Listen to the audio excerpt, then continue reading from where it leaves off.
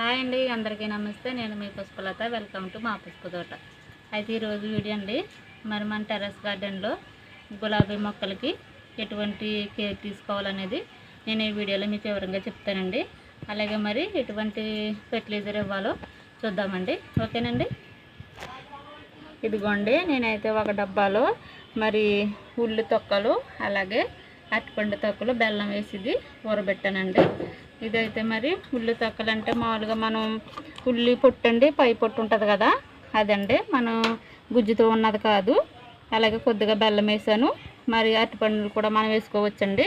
నేను ఈ డబ్బాలు అయితే ఇలాగా ఊరబెట్టానండి. ఇది మంచిగా అయితే ఊరింది. ఇది మరి నేను గులాబీ చెట్లకి ఎలా ఇస్తానో మీకు చూపిస్తాను. ఇది ఒక మగ్గు తీసుకుంటే మనం రెండింతలు వాటర్ తీసుకోవాలి. అదిగోండి అలాగా. మరలా ఇందులో మనం వాటర్ కానీ మరలా ఉల్లి తొక్కులు బెల్లం వేసేసుకుని మనం ఇది ఇలాగే దాచిపెట్టుకోవచ్చండి. ఇదిగోండి, నేనైతే ఇలా వేస్తున్నాను. అయితే ఇది డైరెక్ట్ నేరుగా మొక్కలకైతే అలా ఇవ్వకూడదు, మనం వాటర్లో కలుపుకొని ఇవ్వాలి. ఓకేనండి. మరి ఇప్పుడు మనము గులాబీ అంట్లకైతే మనం ఏ విధంగా ఇవ్వాలన్నో చూపిస్తాను. ఓకేనండి. మరి మన టెర్రస్ పని అయితే ఇంకోండి గులాబీ అంట్లు అయితే ఉన్నాయి కదండి. మరి వీటికైతే చాలా పువ్వులు అయితే వస్తున్నాయి, ఎల్లో కలర్వి. అయితే మనకి పువ్వు వాడిపోయినప్పుడు అయితే మనం ఇవి ఇలా ఉంచుకోకూడదండి, కట్ చేసేయాలి. అలాగే ఎండుటాకులు పండు అస్సలు ఉంచుకోకూడదండి, ఇది ఇలా కట్ చేసేసుకోవాలి.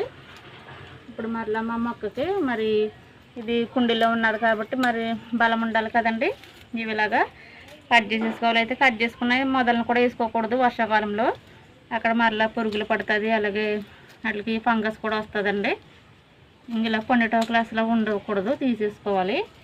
మనకి ఎక్కడైనా ఫ్లవర్స్ ఇంకోండి ఇలా ఎండిపోయినవి ఇలా కట్ చేసేస్తే అక్కడికి మరలా చిగురు వస్తుంది, మనకి మరలా మగ్గులు వస్తాయి.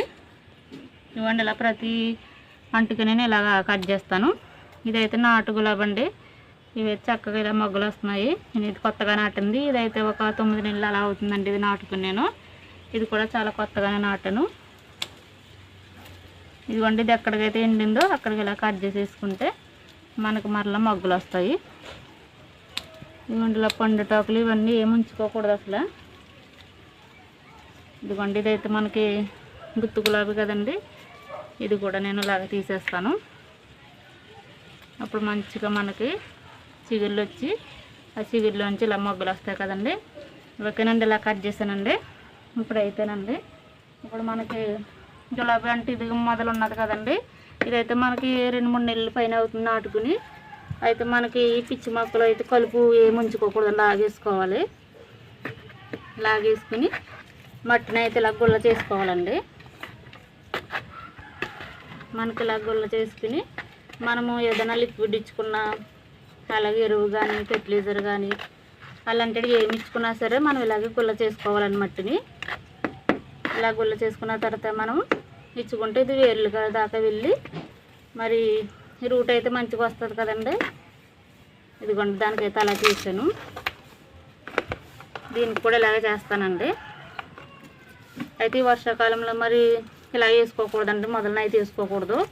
ఎక్కడైతే పురుగులు పుచ్చుతాయి, అలాగే మరి ఫంగస్ కూడా ఈ కాండానికి అయితే వెళ్తుంది కదండి. అదే ఎండాకాలంలో అయితే మనం ఉంచుకోవచ్చు. అయితే మల్చింగ్గా కూడా ఉపయోగపడతాయి ఆకులు, ఎండుటాకులు. ఇదిగోండి, ఇలా చేసుకోవాలి. మనం ఎరువిచ్చుకున్నా కూడా ఇదే రకంగా చేసుకోవాలండి. ఇదిగోండి, కొలుపు అయితే అసలు ఉంచుకోకూడదు, ఎందుకంటే మనము చిన్న చిన్న కుండీల్లో పెంచుతున్నాం కదండి. ఆ బలం అంతా అవి తీసేసుకుంటాయి. మొత్తం ఇలా గుల్ల చేసుకోవాలండి. మనం ఒక 15 రోజులకు ఒకసారి ప్రతి మొక్కను మనం ఇలాగా గుల్ల చేసుకుంటే ఈ మొక్కలు మంచిగా వస్తాయండి. అయితే ఈ హైబ్రిడ్ మొక్కల్ని పెంచడం అనేది కొద్ది కష్టమే, గులాబీ అంట్లని. ఇదిగోండి, ఇలా అయితే చేశాను. అయితే మనం ఏదైనా ఫెర్టిలైజర్ ఇచ్చేటప్పుడు అండి మనం ముందే వాటర్ అయితే ఇచ్చేసుకోవాలి. అలా వాటర్ ఇచ్చుకుంటే అది మనము ఈ లిక్విడ్ ఫెర్టిలైజర్ ఇచ్చేటప్పుడు అండి అది అందులోనే ఇముడు ఉంటుంది మంచిగా. అప్పుడు మనకు వేర్లకైతే వెళ్ళి చూడండి గడ్డి మొక్కలన్నీ ఇలా తీసేసుకోవాలి. ఈ కలుపు అనేది అసలు ఉంచుకోకూడదండి. మరి ఇప్పుడు ఇలా గుల్లగా ఉండాలి. మనం కొత్తగా నాటినాయి కదండి ఇవి. అది కంకరతో ఉంటుంది కదా మనకి నర్సరీ దగ్గర తెచ్చుకున్నది. అయితే ఇప్పుడు నర్సరీ దగ్గర తెచ్చుకున్న అంట్లుగండి కింద అయితే ఒక స్టీల్ కప్పులాగా ఇలా చిన్నగా ఉంటుందండి కింద. అదైతే తీసేసుకోవాలి. మట్టిలో ఉంటుంది, అది మనకు కనపడదు. అది ఒక మనం బకెట్లో నానబెట్టుకుంటే అది కనపడుతుందండి. దాంతో నాటితే మొక్క అనేది ఎదుగుదల అసలు ఉండదు. అదొకటి తెలుసుకోవాలి. నాకు అలా జరిగింది. ఒక మొక్కని నేను చూపిస్తాను మీకు. నేను నాటుకునేటప్పుడు మీకు వివరంగా చూపిస్తానండి. ఇదిగోండి ఇలా అయితే గుల్ల చేశాను. ఇప్పుడు నేను మనం తయారు చేసుకున్న ఇదిగోండి లిక్విడ్ అయితే వేస్తానండి. ఇలాగా అయితే అన్ని మొక్కలకి ఇచ్చుకోవచ్చండి ఇది. ఇప్పుడు నేను గులాబీ మొక్కలకి అలాగే బీరపాదులకి ఇస్తాను. ఇది బెల్లం వల్ల మంచిగానే ఊరుతుందండి. ఇది చాలా ఐరన్ కదండి బెల్లము, అలాగే ఉల్లిపొట్టు. మనకి ఈ బనానా కూడా చాలా మంచిగా ఉపయోగపడుతుంది మొక్కలకి. అలా ఎన్ని రోజులైనా మనం నిల్వ చేసుకోవచ్చండి. ఇదిగోండి ఇలా అయితే ఇచ్చానండి. చూసారు కదండి. మరి ఇవైతే నా దగ్గర టెర్రస్ పైన అయితే ఉన్నాయండి. మరి ఇవి మంచిగానే బ్రతికినవి. మనం ఇలాంటి లిక్విడ్లు అయితే తయారు చేసుకోవాలండి. తయారు చేసుకుని మనం ఇలా ఇస్తేనే మరి మొక్కలకి మంచి బలాన్ని అందుతాయి. ఓకేనండి. అయితే మనం ఇప్పుడు బీరపాదుల దగ్గరికి అయితే వెళ్దామండి. ఓకేనండి. ఇవైతే మన థర్మకోల్లో మరి బీరపాదులు, అలాగా ఆనపపాదు. ఇందులో 3 పాదులు అయితే ఉన్నాయండి. అయితే 2 కరెక్ట్. మరి నాకు వేరే కంటైనర్ ఏది లేక నేను దీనిలా ఉంచేసానండి. అయితే ఇప్పుడు బీరపాదులు మనకి ఇక్కడ వరకు వచ్చినాయి కదండి. అలాగే మరి పందిరి వరకు వెళ్ళే వరకు కూడా మనం ఇక్కడ పూత రానకూడదండి. ఈ పూత పువ్వుని గిల్లేసుకోవాలి. అప్పుడు ఇది పైకి వెళ్ళాక పందిరి పైన అయితే మనం ఉండొచ్చుకోవచ్చండి. అయితే మనకి ఇప్పుడు ఇంతవరకు నేను ఈ మొదల ఈ ఆకులు అనేది కట్ చేయలేదండి. మరి ఇవి కట్ చేసేస్తాను. ఎందుకంటే ఇవి బలాన్ని తీసుకుంటే కదా నేను ఎప్పుడు అలాగే చేస్తాను. కాదంటే ఇప్పుడు కొత్త వరకు ఎవరన్నా యూజ్ అవుతుందని నేను మీకు వీడియో చేస్తున్నానండి. ఇదిగోండి ఇంతవరకు ఇలా సరిపోతుంది. మనం ఇలా ఇది కొద్దిగా ఇలా కట్ చేసుకుంటే ఈ తీగకి మంచి బలం వస్తుందండి. ఇది ఇంకా కొద్ది పైకి వచ్చాక ఇప్పుడు కట్ చేస్తానండి. ఓకేనండి. ఇది ఇలాగ పువ్వు అయితే చూడండి, ఇలా పువ్వు ఇక్కడ వచ్చేస్తుందండి. పువ్వు అయితే రానివ్వకూడదు. పైకి వెళ్ళాక మనం పాకిన తర్వాత రానివ్వాలి. అలాగే పొట్లపాదు కూడా చూపిస్తానండి. ఇదిగోండి ఇదైతే పొట్లపాదు కదండి. దీనికి ఆల్రెడీ నేను ఒక 2 ఆకులు కట్ చేశాను. ఇలా చూడండి ఇవి అయితే పండిపోతున్నాయి. ఇవి కూడా మనం కట్ చేసేసుకోవాలండి. ఇదైతే మనకి ఇలా ఎంతవరకు ఉన్నది. ఇంకా చూడండి ఇక్కడ నుంచి ఇలా తీగులు అయితే రానివ్వకూడదు. ఎందుకంటే మనం పందిరిపైకి ఎక్కించాలి కదండి. ఇది మనం చిన్న చిన్న కుండీలో పెంచుకుంటున్నాం. మరి అలాగే నేల మీద వేసేది అయితే మనం అంతా పట్టించుకోవాల్సిన వద్దు. అవి ఇలా మంచిగా వచ్చేస్తాయి. ఇలా గుబురుగా కట్టేసుకోవచ్చు. ఇదైతే ఓన్లీ ఒక తీగ మీద వెళ్తుంది కాబట్టి ఈ పక్కన ఉన్న వచ్చేది తీసేసుకోవాలండి. అది ఇటు సైడ్ మీద వస్తే అది ఉంచేసుకోవచ్చు మనము. మనకి ఇదిగోండి మొత్తానికి మనకి పొట్లకాయ అయితే పాయం చేసామండి. ఇది అయితే ఇది పొడవదు కాదండి, పిచ్చుకు పొట్టలు అనుకుంటున్నాం. మరి చిన్నగా ఉన్నది కదండి. మొత్తానికి అయితే ఒకటి అయితే కాస్తుందండి. ఇంకా పీపులు అయితే ఉన్నాయి. మరి అవి నిలబడతాయి లేదో చూడాలి. అయితే ఇప్పుడు మనమండి పొట్లపాదుకి బీరపాదుకి ఈ లిక్విడ్ అయితే నేను కొద్దిగా ఇచ్చేస్తాను. ఇదిగోండి ఇలా ఇచ్చానండి. బీరపాదు కూడా ఇచ్చేద్దామండి. ఇదిగోండి బీరపాదుకి ఆనపకి ఇలా కొద్దిగా మనం ఇలాంటి లిక్విడ్లు మరి ఇస్తేనండి ఇవి ఇంత చిన్న చిన్న కుండీల్లో మరి మనము హార్వెస్ట్లు అయితే చేయొచ్చండి.